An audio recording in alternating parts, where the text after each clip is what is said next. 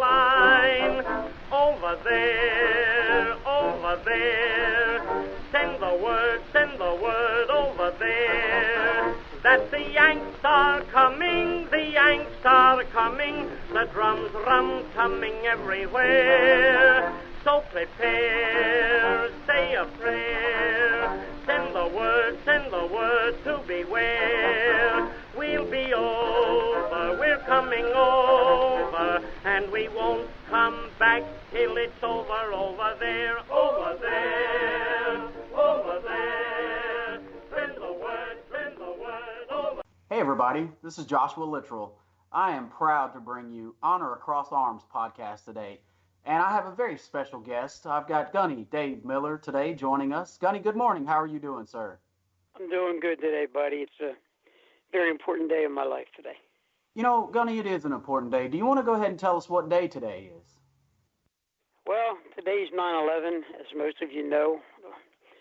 Our great nation got hit by 3 planes, by terrorists from another world, and it devastated the people in our country, our government, and everyone. And I had the misfortune of being in Washington, D.C. at that time. Wow. And Gunny, you were in Washington, D.C. on 9/11? Yes, sir. Wow. Can you tell us a little bit about that? Yeah, I was up there for a Washington conference with the National American Legion. I go there usually in the fall conference or the spring conference, and I was getting ready to testify with Congressman Bill Young on different Agent Orange-related illnesses. And we were in the Capitol building, and they were bringing the congressman in, and all of a sudden, we heard this, the whole ground shook.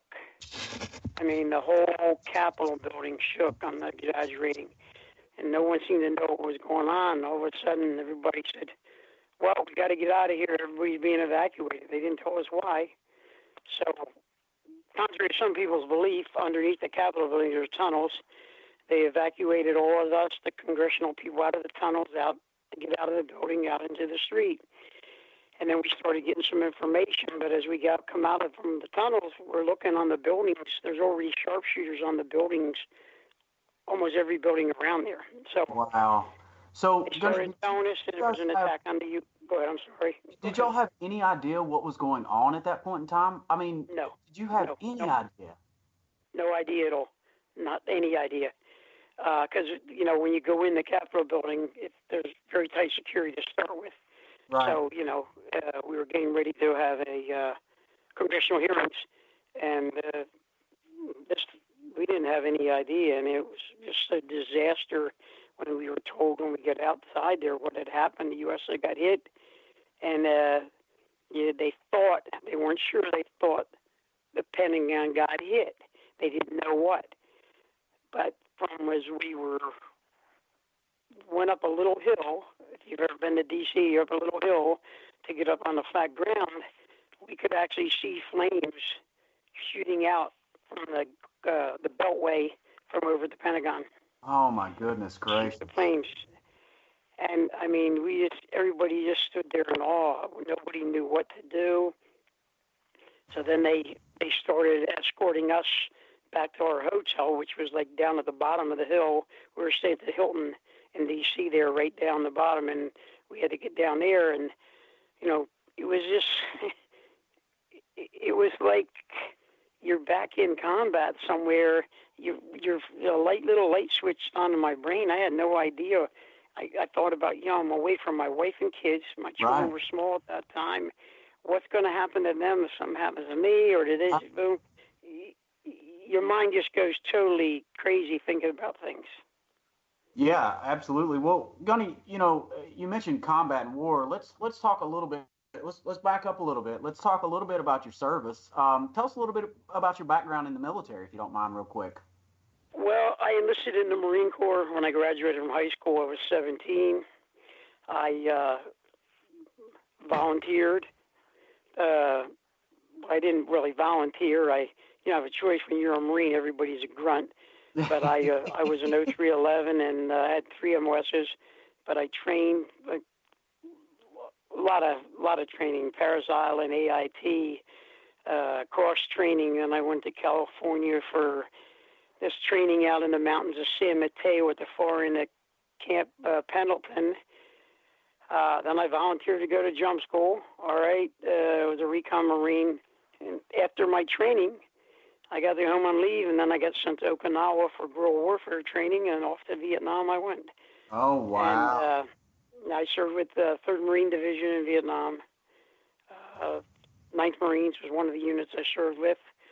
I was there during 67 and 68, both the Tet offensives, and then I got sent back early part of 69 because I had got wounded, but that wasn't the first time I got wounded. But in Vietnam, you didn't always get sent back. We were short troops all the time over there.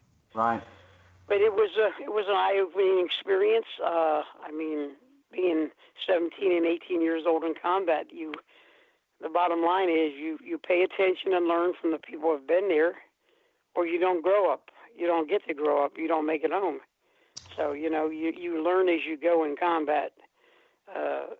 It's an eye-opening experience. And I guess because of the fact Vietnam was a jungle warfare for the first time in the history of our country, it was a learning experience for everyone. Sure. Because every day was something different.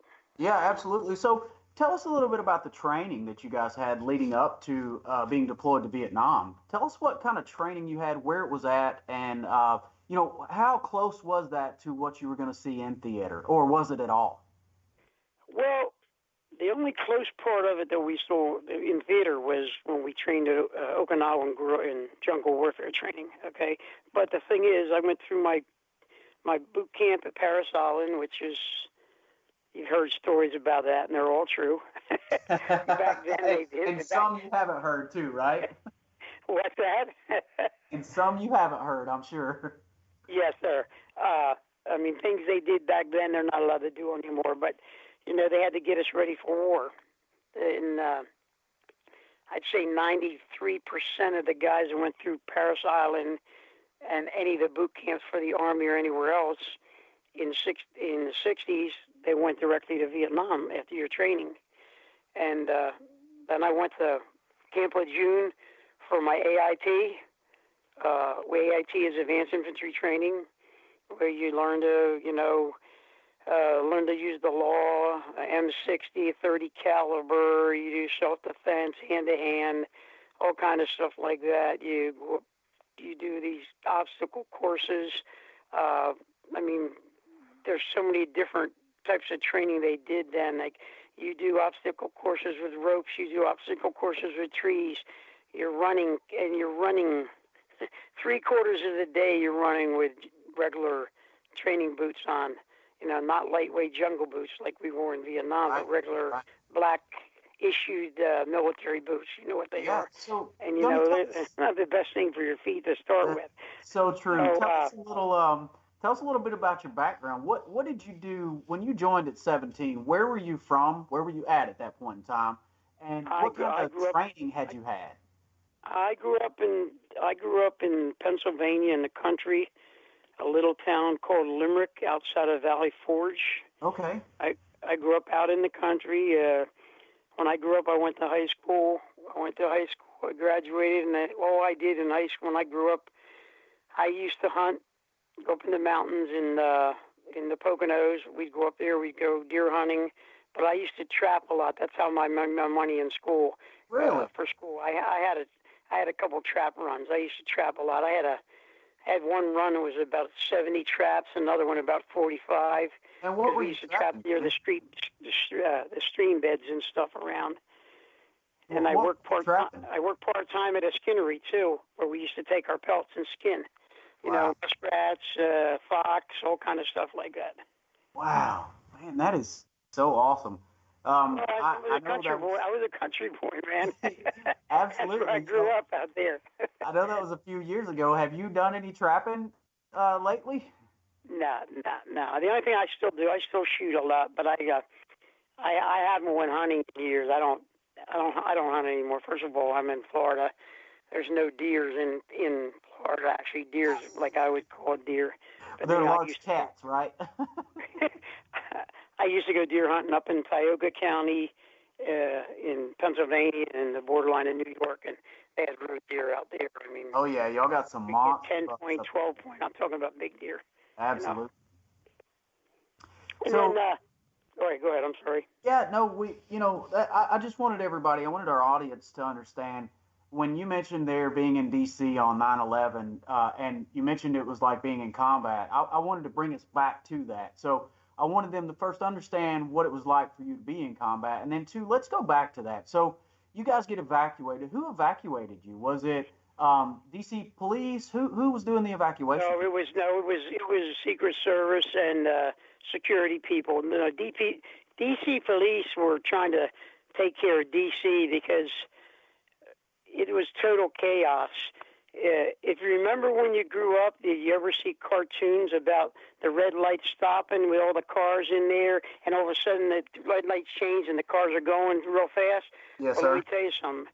Everybody was trying to get out of D.C. because nobody knew what was going on. Oh, wow. All the cell phone towers were blocked. Okay, you couldn't use your cell phone. So there's people driving wrong ways on the roads. And if you've ever been to D.C., you know there's only a bridge. You got to get off the bridge and get off there to get out of there. Okay, the bridges were backed up. It was a total chaos. And the D.C. police had enough to do trying to get that taken care of. And then they had the accident on the Beltway from the flames coming up. I mean, the Pentagon got hit bad, the first time ever. Right. And it's people panic. Panic makes people do strange things. People were driving on the sidewalks. I mean, to try to get out of there. People didn't know what was going on. You know, when people don't understand what's going on, and there's a disaster, and they're hearing about things, they want to get home or try to get home if they can. Yeah, absolutely. But we got it out of the Capitol building, out of the tunnels, and then some of these guys were Secret Service, some of them were U.S. Marshals. They got us down to our hotel, okay, and then we were starting to find out what was going on. People were getting some information, and then they showed some quick pictures. There was some pictures on the TV in the lounges in the hotel showing the Pentagon, the flames shooting up, how bad it really got hit. I mean, we had no idea, but I mean, when it shakes the whole building in Washington, D.C., you know it had to be a horrendous crash. Yeah, and absolutely. Just a little light flickered. I was up there with an older gentleman. He was a World War II veteran. His name was Harry McDowell. Since then, he's passed away. Oh. He was my roommate up there. He was a past national vice commander. One of the guys got me involved in different things going to D.C. But you know, we couldn't get a flight home. Reagan was closed. Reagan closed, I guess, for almost 45 to 60 days. Oh wow! And then Dulles Airport was closed. You couldn't get a rent-a-car, no buses, nothing. So I mean, we're stranded up there. I couldn't call my wife to find out what was going on. She couldn't call me. That night at 5:30 or 6, I went down to the hotel staff. I said, have you heard anything about when the signals are going to be clear that we can use a cell phone? They said maybe tonight. I said, is there any way I can contact she said, I can let you use our computer. You can send an email. So I sent my wife an email. Oh, and, wow. They let me send her an email. I wanted to let her know it was okay and how everything going on. Because she didn't know what happened either. She was working and my kids were in school. She worked part-time. My kids were in elementary school. And when she found out on the televisions down there what was going on, the first thing she did was call the schools because she did not want my kids to see the TV because they knew their dad was in D.C. Sure. But you can imagine the chaos. I mean, and not just with me. Anybody else was in the same situation that I was at up there, like a grandparent or parent. But it was an eye-opening situation. I mean, I really didn't panic because when you're in combat, you learn not to panic because that can be death-threatening if you panic. But I just things were going through my head, like until I found out what happened. Well, what if Florida got hit because we live near MacDill? I live near MacDill, where SOCOM and CENTCOM is. I said, what if I get hit? What's going on with my family? That's all kind of crazy things go through the back of your head in a situation like that. But I'll never forget that day in my life. I mean, there's key points in your lifetime that you remember